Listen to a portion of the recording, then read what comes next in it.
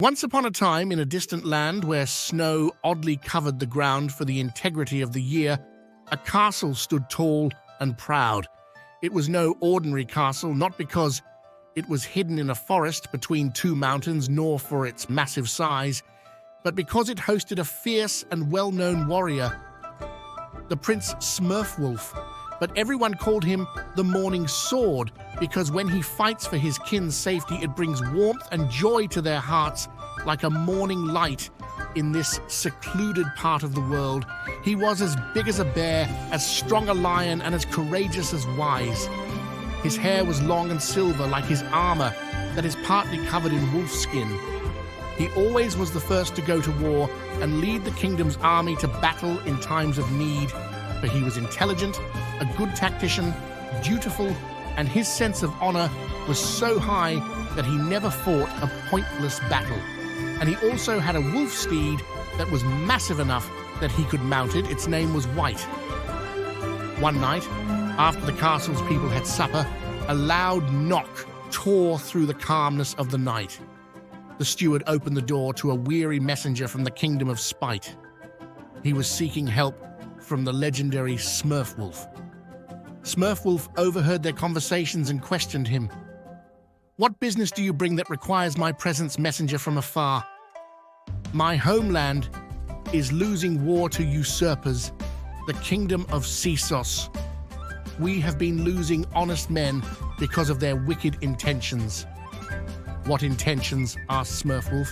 "They want to become the most fearsome and powerful empire that humanity faced and will face, intending to crush all surrounding nations for resources."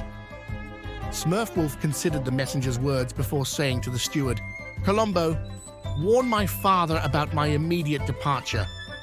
And so Smurfwolf called White and hopped on its back before starting his long and weariful journey to the other side of the continent, passing through the hottest deserts to the foggy swamps, before at last making it to the golden forests and green hills of the kingdom of Spite. He made it to the capital Leafsend that was settled upon a huge rock plateau, seeking an audience with the king. He went to the castle to meet him. After putting his steed in the stables and giving it the order not to feast on the horses that were there, he went to the throne room where he was expected by the royal family.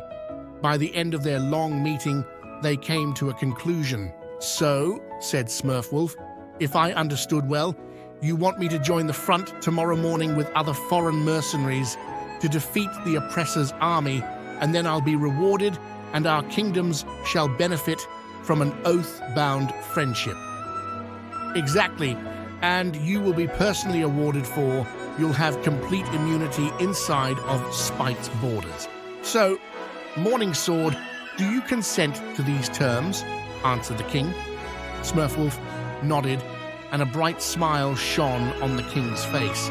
However, as he exited the castle, his instinct kept bugging him for some unknown reason. How come the king rewarded so generously a little mercenary? It was true that he was a prince and a renowned warrior, yet Smurfwolf sighed and shook the feeling off. Maybe the tension of going to war was playing tricks on his mind. He walked in the town's market to grab something to eat. He browsed through the merchandise and spotted a pain de mie, a magical specialty from the Kratos kingdom that can help a mind recover from mental fatigue. As he paid for the product, he noticed 3 hooded individuals that were staring at him. When they noticed his gaze, they quickly looked away and left the street. He pretended to look for another item, and they reappeared. It was as clear as the light of day. He was being followed. He went to a dark alley and waited a few minutes before saying aloud, "Whoever you are, you'd better show your face unless you want me to take it off your shoulders." The hooded individuals appeared in the dark alley. What seemed to be their leaders spoke up. "You're far from your home, Morning Sword. What brings you away from the snow of your home? My business here is naught of your concern, and you should know that putting your nose on others' affairs can set it on fire." Oh, look who's speaking. You're hired to steal our lands, and you give us a lesson on honor. Pigs have more dignity than you. Steal your lands? You're the ones who are trying to steal resources to create your empire. What? The spy seemed to think for a second before turning to his companions. The situation is far worse than we thought. Morning Sword, it may seem crazy what I'm about to say. We're actually the victims in this war. Spite had surrounded us, cutting us from the outside world before spreading the word that they were the victims. Smurfwolf let the words carve into his mind and carefully studied them before letting his conclusion out. I believe you. You do. All my years of experience have gifted me with the ability to see through words, as so I know when someone lies to me and when someone doesn't, said Smurfwolf with a smile. I see. So now that you have that in mind, what will you do? I will go to the front at once and see the situation with my own eyes. And all those who had lied to me and used me for disdainful intentions shall know the cold bite of my blade. He parted with his companions and got Whiteback before riding to the Neymar plain where the battles took place. After riding for 2 days, he finally set foot on the Spite's army camp. The general was surprised to see him. Morning Sword! You were not expected until 2 days with the others. Was there a change of plans? Smurfwolf considered his next words carefully. Yes, I was urged to get here as fast as possible to... A loud bang interrupted him as he felt the floor shaking beneath his feet. What was that? He asked. The Trolk, answered the general. The what? A beast that we tamed and educated for the only task of killing. We sent him to the main battle, but if he's close enough to hear it, then the enemy is upon us. The general quickly exited the room in a rush, but Smurfwolf stayed.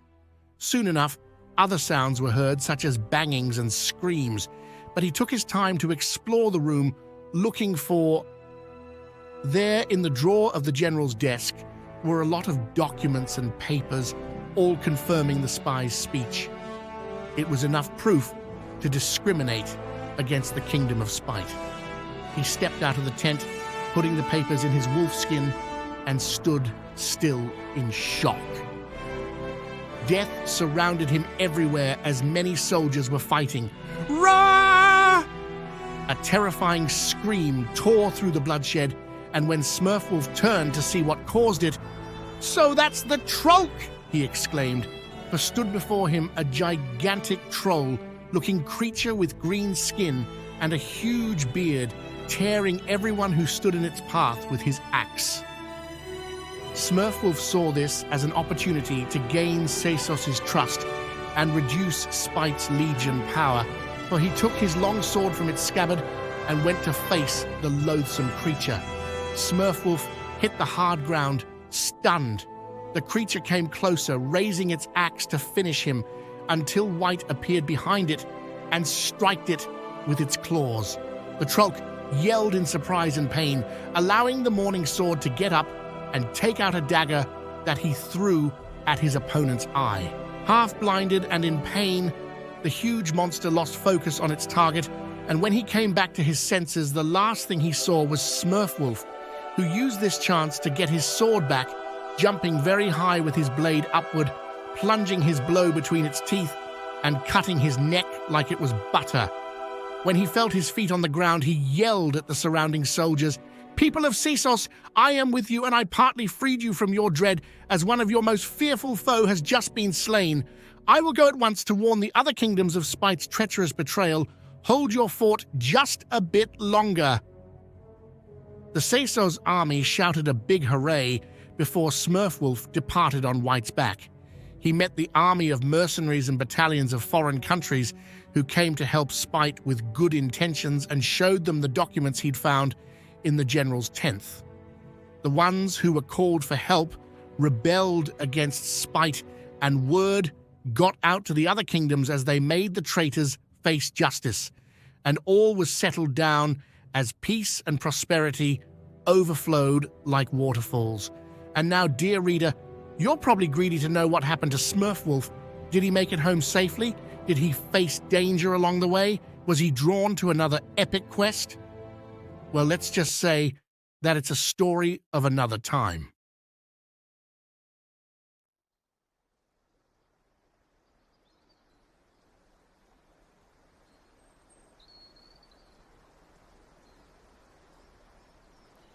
Through row and over fen and field, where the long grass grows, the west wind comes walking, and about the walls it goes. What news from the west, oh wandering wind, do you bring to me tonight? Have you seen Boromir the tall, by moon or by starlight? I saw him ride over 7 streams, over waters wide and grey. I saw him walk in empty lands until he passed away. Into the shadows of the north, I saw him then no more. The north wind may have heard the horn of the son of Denethor. Oh, Boromir, from the high walls westward I looked afar, but you came not from the empty